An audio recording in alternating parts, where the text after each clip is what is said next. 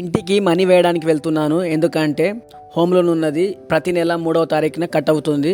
So అర్జెంటుగా వెళ్ళి వేయాలి, లేకపోతే మనకు ఫైన్ పడుతుంది అని చెప్పేసి ఇక నేను వెళ్తున్నాను. వెనుకాల కనిపించే ట్యాంకర్ వచ్చేసి అది సెప్టిక్ ట్యాంకర్ కాదు, వాటర్ ట్యాంకరు.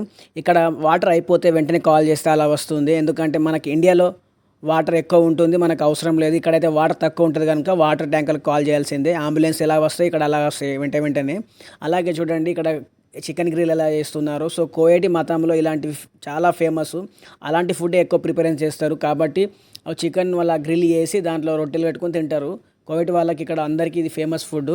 ఇప్పుడు మనం ఎక్స్చేంజ్ ఆఫీస్ దగ్గర ఉన్నాము. ఇలాంటి ఎక్స్చేంజ్ ఆఫీసులు ఇక్కడ చాలా ఉన్నవి, కానీ మనమైతే ఇక్కడ ప్రిపేర్ చేస్తున్నాం. ఎందుకంటే ఇక్కడ చాలా తక్కువ ఛార్జ్ పడుతుంది మనకు.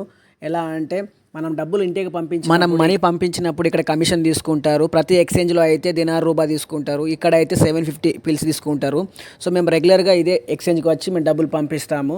సో డబ్బులు పంపించే ముందు మనం మన బతక కార్డుని ఇవ్వాలి. మన కార్డుని ఇచ్చిన తర్వాత ఇలా స్క్రీన్ మీద మనకు మన పేరు, మనం పంపించే అకౌంట్ నెంబర్ వస్తుంది. సో అకౌంట్ని చెక్ చేసుకోవాలి. చెక్ చేసుకున్న తర్వాత మన ఏటీఎం ఇలా పెట్టేసి డబ్బులు ఎన్ని పంపించాలని ప్రెస్ చేసిన తర్వాత వాళ్ళు కన్ఫర్మ్ చేస్తారు. సో కన్ఫర్మ్ చేసిన తర్వాత ఇలా స్క్రీన్ మీద ప్రతి ఒక్కటి వస్తుంది. చెక్ చేసుకొని మనం సైన్ చేయాలి. సైన్ చేసిన తర్వాత మనకు మెసేజ్ వస్తుంది ఫోన్కు, డబ్బులు సెండ్ చేసినట్టు. సో డబ్బులు సెండ్ అయినవని చెప్పేసి వాళ్ళు చెప్తారు. మనం కన్ఫర్మ్ చేసుకొని ఇక వెళ్ళిపోవాల్సిందే. గల్ఫ్లో ఉన్నప్పుడు ఎలా ఉంటుందంటే మన దగ్గరికి శాలరీ వచ్చినట్టే వస్తుంది, కానీ మన దగ్గర ఉండదు.